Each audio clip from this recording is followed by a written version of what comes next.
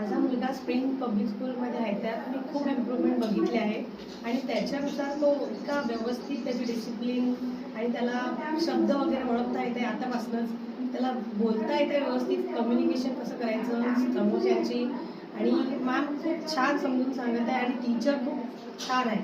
म्हणजे मुलांना खूप समजून घेत आहे. हे रडती असली तरी त्यांना बरोबर हँडल करून वगैरे सगळं व्यवस्थित आहे. म्हणजे तुम्ही इथे ॲडमिशन पक्का करू शकता.